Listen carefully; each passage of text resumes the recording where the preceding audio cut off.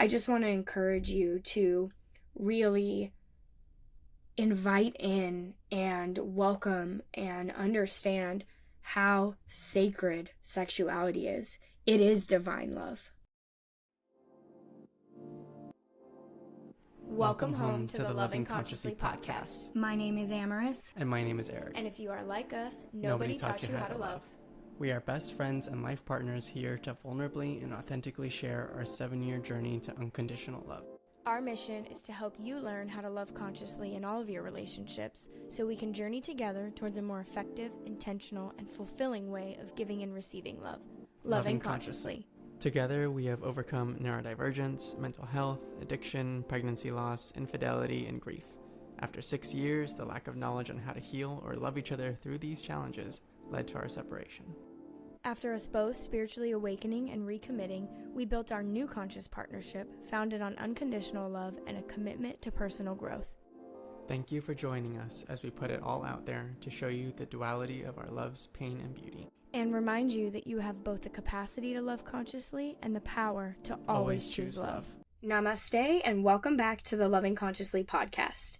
We are so excited for today because it is our 6-month anniversary of this podcast. And yesterday I celebrated 9 years clean. And there's just so many exciting things moving in our life right now. Today we're here to talk about Sacred Sexuality Is Divine Love. Before we get into some personal updates from the last few weeks, I want to go a little bit into some disclaimers, if you will. We are all sexual beings. This is a spiritual, holy, and educational conversation of love to help you heal your relationship with sex. Sex is a profound way to connect with the divine, yourself, and others. And sex in our current culture is incredibly warped and misunderstood. Traditional sex education that you may have received is fear-based, and we aren't taught how to use sex as a tool to create more love, to heal, to transcend. So keep all of that in mind as we move through this, especially if you know us. We're all adults here, we're all connected, we're all one, and this is meant to be an educational conversation. So getting into some personal updates over the last few weeks, we attended the Conscious Life Expo, and it was amazing to be in a conference with thousands of conscious, like-minded, spiritual people like us for the first time was incredible. We advertised both of our businesses, Loving Consciously and Graceful Shark Design Studio, in the welcome bags. And so this podcast, my business, his business, all went out to these people, and we made amazing friends. We did so many workshops on really wild things like galactic history and ancient Japanese wisdom and meditation and activations, and it was just amazing. We left California, and on our way out, we hit Death Valley, which we missed before because the roads were closed.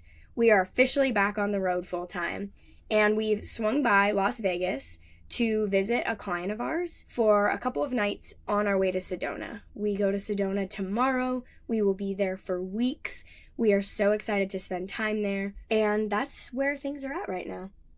It has been a very dualistic time. We came from this high connection of the Conscious Life Expo, being around our community, making such beautiful connections, and being surrounded by the love and oneness that we all share and are sharing with you on this podcast.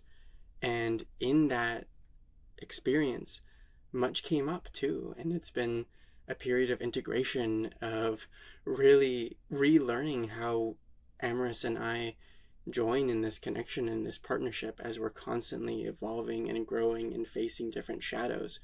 And this concept that we're about to go into about divine sexuality is an excellent tool to really dive in with your partner and connect on a deep level, because when you practice sexuality from a divine place, it really has the potential to break down your walls, burst your heart open, and allow you to connect as your highest selves in union with God. Absolutely. We have 3 sections that we are going to be looking at today. We are going to talk about sacred sexuality. What is it? What does it look like? A lot of really profound things that we've learned around this subject. We're going to look at anatomy and completely redefine the way that you look at your most sacred body part. And we're going to talk about some practices of how you can incorporate this into your life, and some really interesting things that we've explored and we've learned about that we didn't even know existed a few years ago. So getting started, talking about sacred sexuality, I really loved this definition, and it said, using sex as a pathway to connect to and know yourself and God, source, creator, whatever name you use for the divine. Wow, that is a beautiful definition.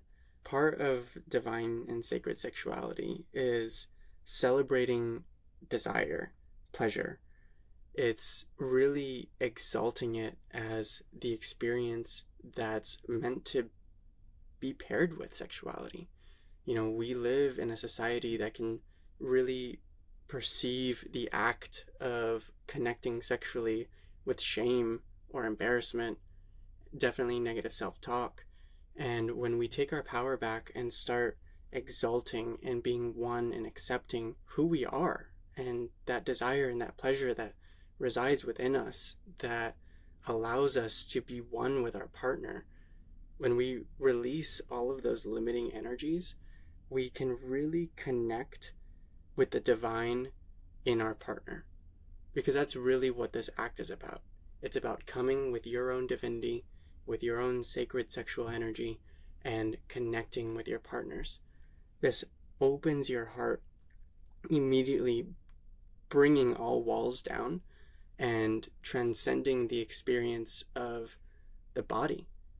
And in that, you get to love and honor your body without any of the judgments and negative self-talk that we may have for ourselves or for our partner. Honoring your partner's body just as much as we honor ours, you're connecting.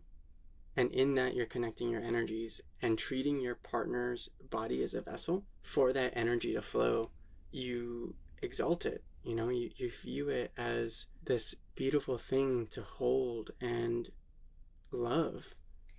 I am going to say something that you may have never heard. All energy is sexual energy. And sit with that for a second and really let that sink in. Everything is created from sexual energy. We all come into this world that way. Sexual energy is the energy of creation.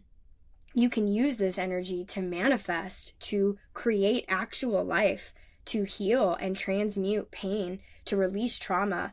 The possible outcomes are endless, and our bodies were created to be passionate. Pleasure is our birthright. We come down here to this plane, this reality, this dimension, whatever you want to call it, to have a body. That's what we get for being here. And the part of that body is sex and is experiencing the ultimate high and complete experience of that feeling, that depth, that sexual energy, orgasm. That is why we have this body. That is why we were designed the way we were.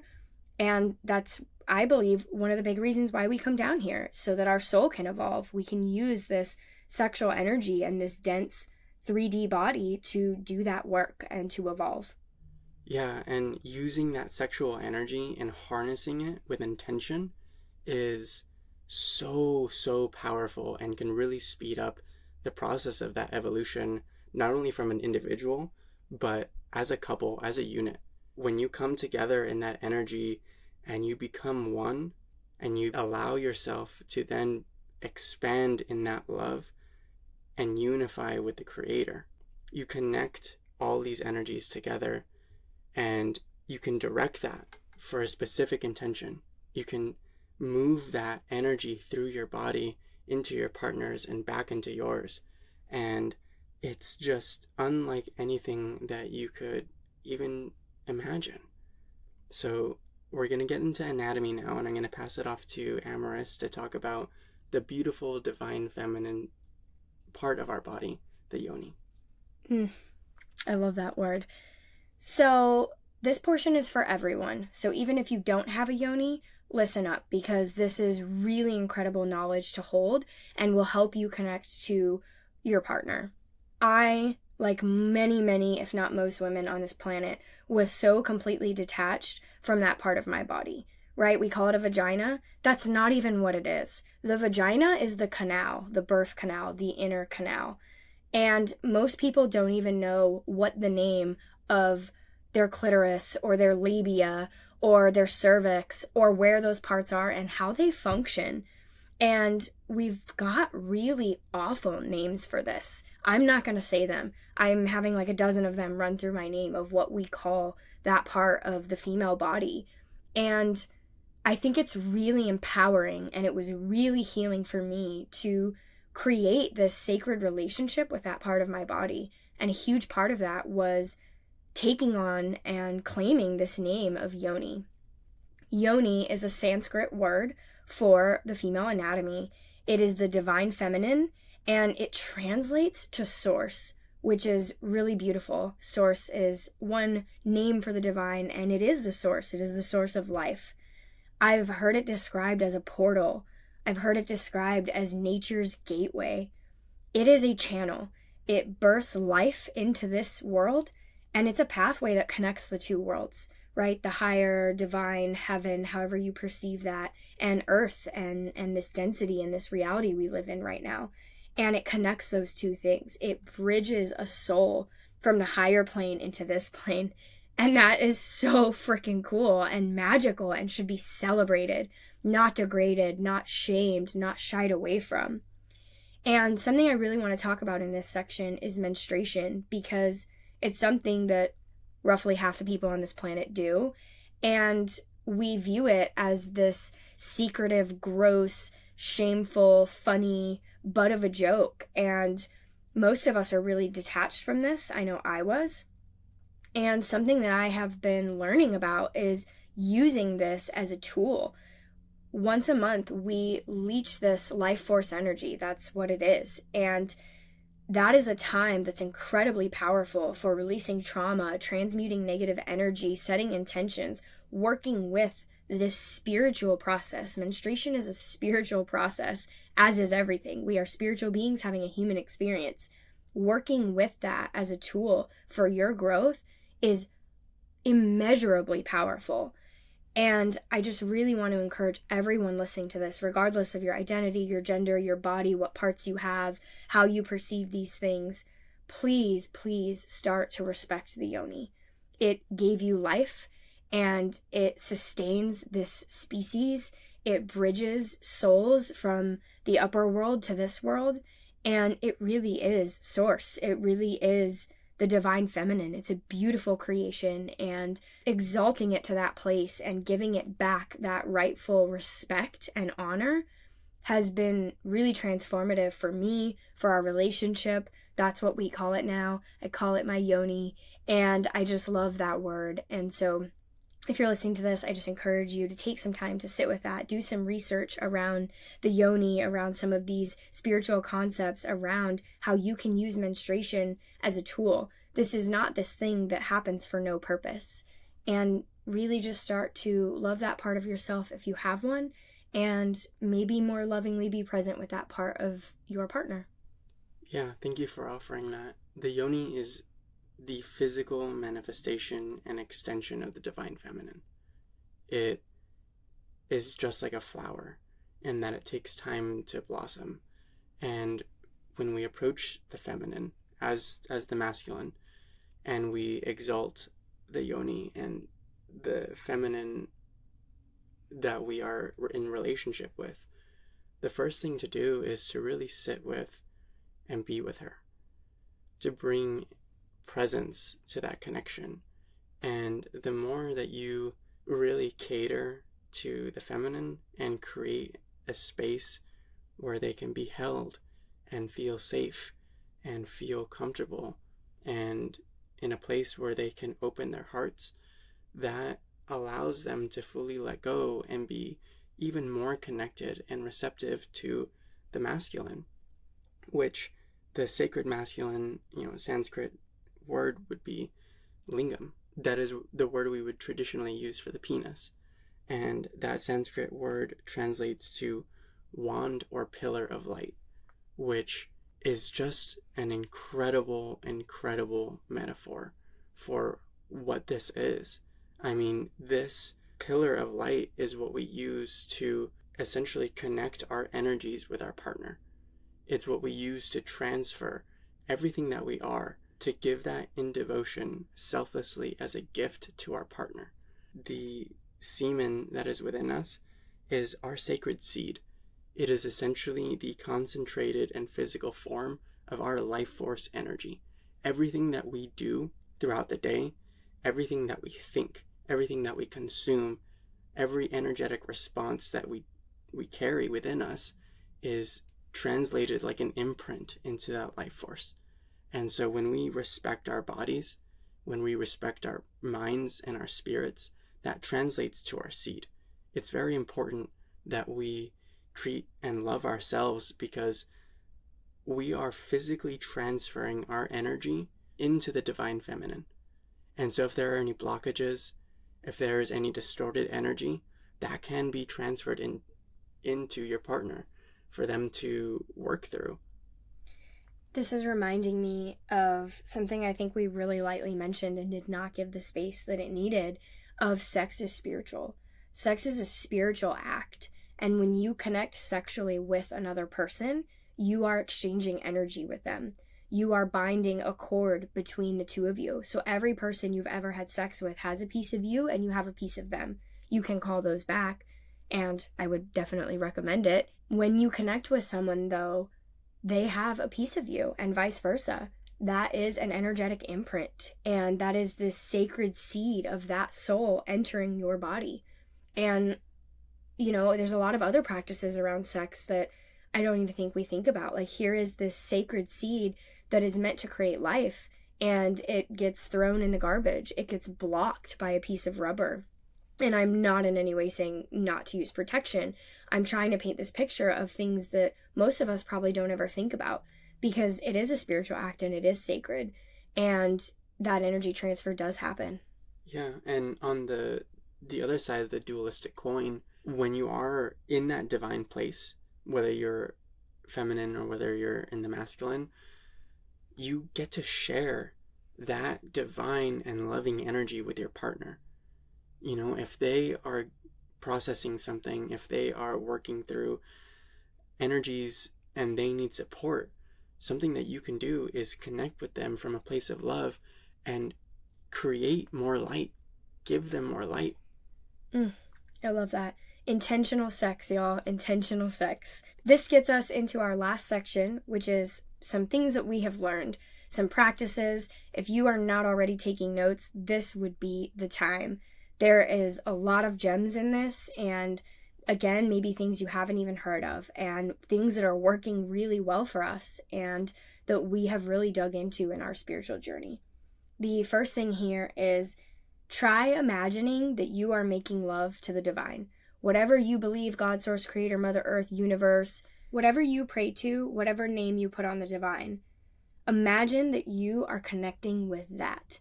How would you make love to that? How would you make love to your partner if you were making love to God?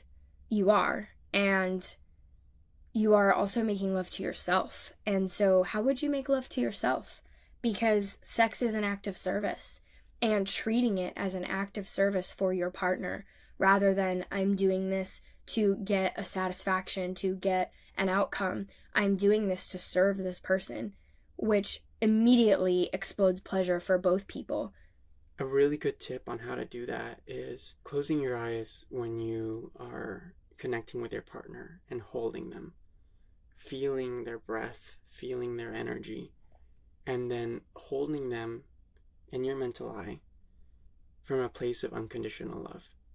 See them as their authentic and true and healed, loving self, that inner child that you just can't help but love unconditionally.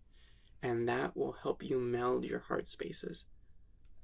A few other things we really like to do is put our third eyes, so that's the space above and in between your eyebrows, together and just stare in each other's eyes while connecting physically. Or doing breath work together, which we're going to get into that a little bit in a couple more of these points, but breathing together. We've also started, prior to physical connection, most of the time, we've started setting intentions. What are we trying to create here? What do we want to manifest here? And this will also come up in a couple of our lower bullet points here. But going into it with intention, going into it with consciousness. I am here with you, and I am treating this with the love and respect that it deserves. And that brings us to our next point, which is Tantra. And it's an ancient practice going back thousands of years. We won't go too in depth with this practice because you could have many podcast episodes about just the concept of Tantra.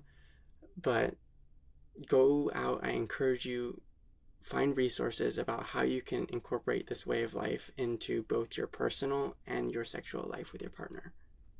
Absolutely. Tantra is very vast. It encompasses many things, many practices with yourself, with your partner, and it can really increase your sexual growth, your sexual healing, your sexual pleasure, all of the things. The next thing we're going to talk about is energy orgasms. And you may have never heard those words before. We hadn't either a few years ago. And we stumbled upon this on accident. Thank you, cannabis.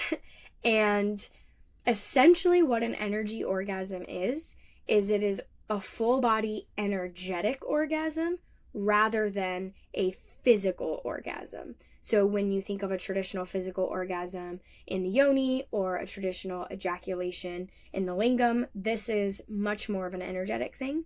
They are very diverse to each person. You can physically and energetically orgasm at the same time.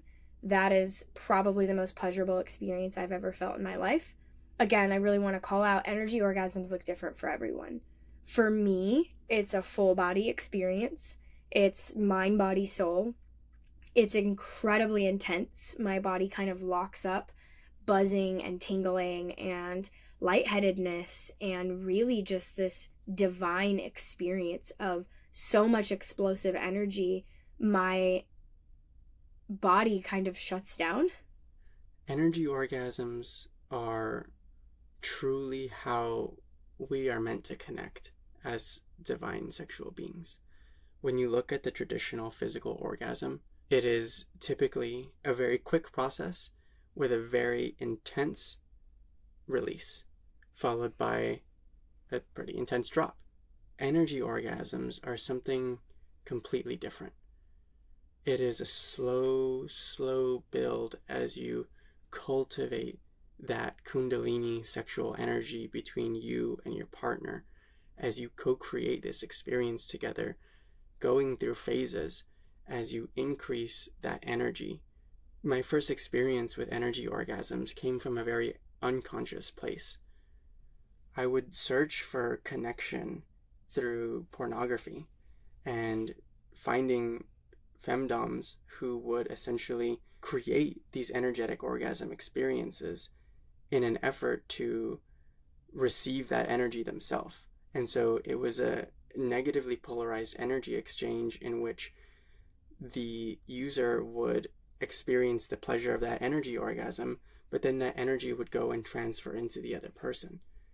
These practices, this is just an example of how these practices truly are divine, and they can be used for beauty and connection, or they can be misused and abused. And it's incredibly important to treat it with the divinity and sanctity that is the intention of this connection. We, as males, have been taught, oh, you can only orgasm physically, right? That's the only option. Well, I'm here to tell you that that's not the only option. You have the ability to connect with your partner at a depth that you have never experienced before. You can have multiple orgasms with them and share in that connection and growth. Digging into that last point, the multiple energy orgasms, like I said, are extremely diverse. However, you can have multiple. They can last an incredibly long time, several minutes, and you didn't physically, or maybe if you didn't physically orgasm, you don't now have that restriction, especially if you are a lingam owner and you ejaculated, of, quote unquote, being done. They are really powerful. Other names for this are dry orgasms.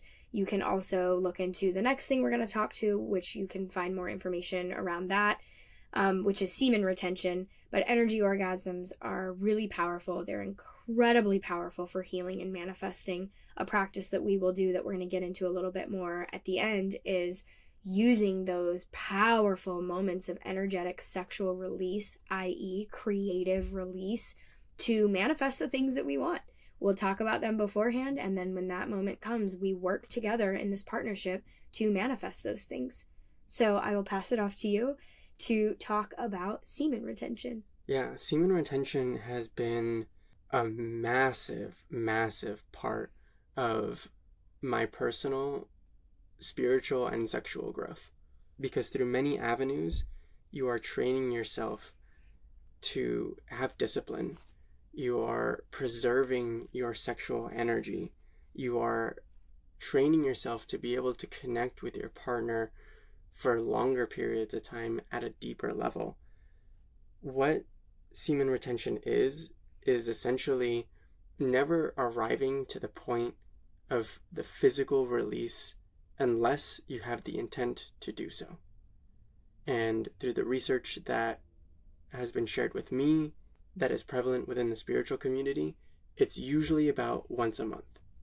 What's really interesting here, I know you have a lot more to share on this, for the yoni owners, how often do we menstruate?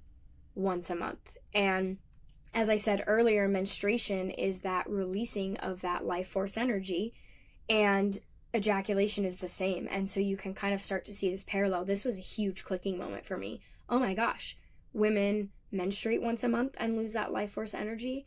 Men ejaculate once a month and lose that life force energy. And we have that ovulation window, right? There's the need, the physical, biological, spiritual need for ejaculation is only once a month. We only ovulate once a month. And so you can see how these things are woven together. Yeah, and I'll admit, as a male lingam owner, the first time I heard that, there was a lot of resistance.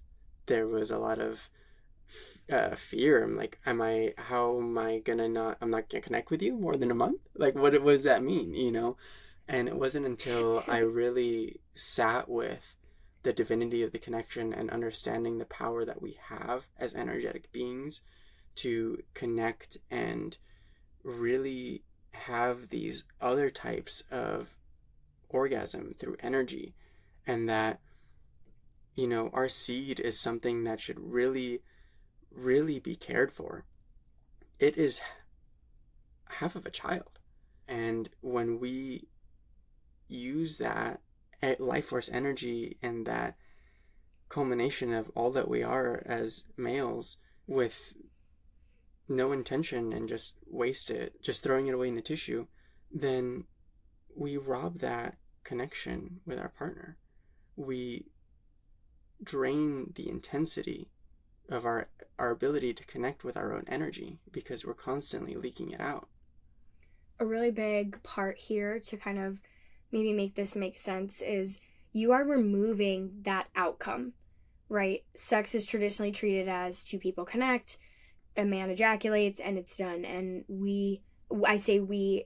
Eric and I, are traditionally very attached to the outcome of that. If that didn't happen, it wasn't enjoyed. If that didn't happen, it wasn't, reciprocal, etc. And so really removing that mental attachment, it was tough, and it's still a journey. We're very early. We're only like 6 months into this specific portion of our journey, and really treating sexual connection as divine, really treating it as creation, manifestation, healing, really treating sacred seed as it is, using menstruation as a tool for healing, paying attention to the cycles of the body. And that takes time. So as with all things we say here, go easy on yourself, grow slow, have grace, and research. Google is your friend in this case. Really get out there and educate yourself on this, because the benefits, we could sit here and talk for an hour on that, and I'll let you go into a bunch of them, but it's things like increasing fertility is a huge one. When you are constantly, for some men, daily, multiple times a day, ejaculating, that lowers your sperm count. Yeah, it also boosts your energy levels. When you're holding that life force in, that's present within your body. Not only just the life force energy, but the act of expending it and actually ejaculating drains severe amounts of energy. That's why we crash. I was reading today that when semen is not ejaculated, it essentially dies and is reabsorbed into the body. And that is that energy being back absorbed into the body. It also up to triples your testosterone levels. It really allows you to step into your divine masculine, because not only from an energetic perspective are you holding in more energy and have more of your essence to be and live with, it also eliminates the distractions that can come with this habitual mode of ejaculating, whether it's to pornography, whether it's simple masturbation, or whether it's just having too much unconscious sexual activity, even if it's with a partner, and constantly ejaculating. That is so much energy that you are saving for yourself. And this extends your life expectancy. When we hold that energy in, we are basically acting like a supercharger for ourselves.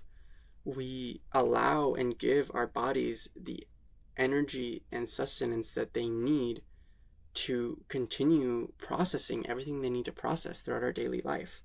One point that you made earlier too about eliminating the outcome of the physical orgasm, what that has done too is allowed us to really focus on just the connection, right? Without having that thing in the back of our head driving us and causing us to worry, we're able to just be in the moment and co-creating that energy together. Absolutely.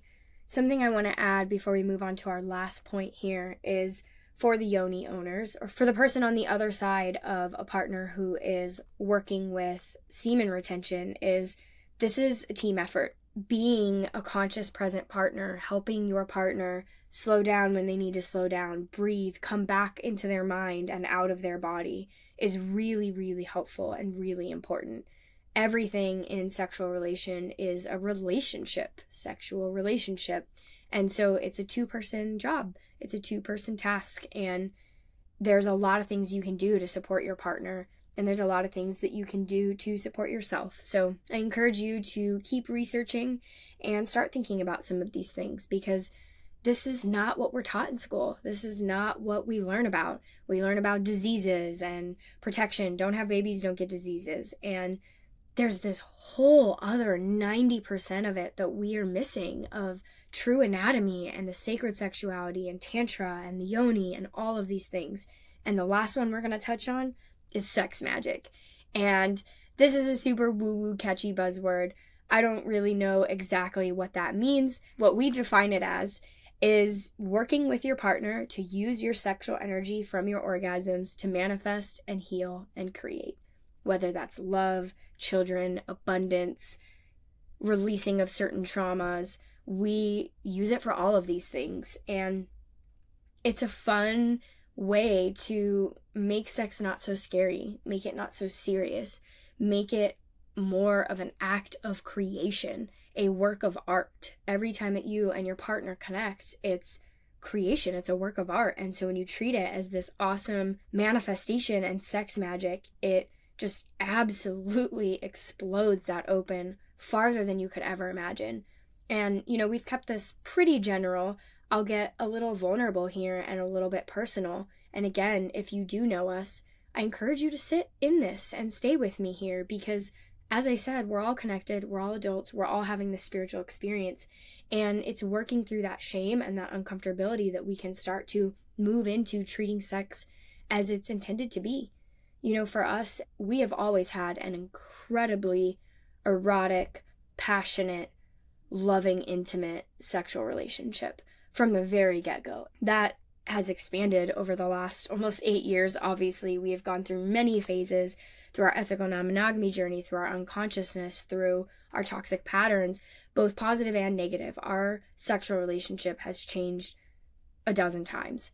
However, this most recent, I'd say, year of conscious sexual relationship, of conscious sexual connection, and looking at all of these things we've talked about today. We've been calling my yoni a yoni for almost a year or two now, and really just incorporating these things into our daily life, praying or whatever you do to connect with the divine before you connect. All of these things have really led us into this place of deep, deep pleasure and deep intimacy and deep healing. Sex is like a healing act for me now, especially with a lot of the things that I'm working through. And so I just want to encourage you to really invite in and welcome and understand how sacred sexuality is. It is divine love.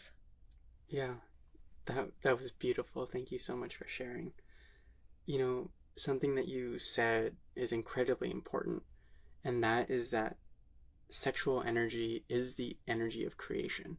It is the divine energy that permeates all throughout life. It all starts from sexual energy. And when we can see it as that energy of creation, that links the bridge to manifestation. That's what sex magic is. It's understanding the power of the energy of creation that we are creating together in union with the divine, and then consciously directing that towards a goal, something that you are working with your partner to bring into reality. And an important part of that is the breath, something that we talked about earlier. The key to energetic orgasms is through the breath. It's through connecting with your partner's breath. And it's by using the breath to move energy throughout the body. For the masculine, a tip on how to actually create an energetic orgasm and these experiences that we've been talking about is to go until you're about 70% there, and then hold your partner, breathe with them, allow the energy to move and disperse throughout your entire body, and do that consciously. Bring your attention to that building energy in your root chakra and imagine it flowing throughout your body and then radiating out into your partner. Such a good tip. And our last episode, Breathe in Love, goes really deep into breath work and all things breathing and breath. So check that out if you haven't. To wrap us up here, I'm so grateful you were here with us today. I save space for these can be uncomfortable conversations for a lot of us. These are really profound insights that you may not have heard. And it's a lot to think about. It's a lot to sit with. Take your time, journal, meditate, pray, whatever you do. Talk to your partner. Share this episode with someone, because getting this message out there, giving sexuality the sacredness that it deserves, is going to help us heal the place that we are in right now with our sexual relationships with each other. This is our Love Series month, from Loving the Breath to Loving Sex is Divine. We have 2 more episodes this month, Love is Infinite and For the Love of Kink. I can't wait to bring those to you all. Thank you for 6 incredible months of this podcast. We are loving consciously with you all. We hope that you are finding more love, that you are learning how to love yourself, how to love people you're in conscious relationship with, how to have a conscious relationship with everyone in your life. Please share this podcast with someone who could use some more love in their life. Please leave us a review if you are listening in a place where that can be done. We love you so much. Yeah, thank you so much for being part of this journey over the last 6 months. Our mission is to help create more love in your relationships. And a big way that we can do that is by knowing what it is that you need. So going onto our website, lovingconsciously.com, reaching out to us via email or via our social media and sharing with us, what is it that you are struggling with in your relationships?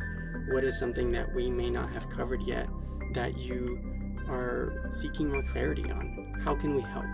So please share your thoughts. We're so grateful to have you here, and we love you all.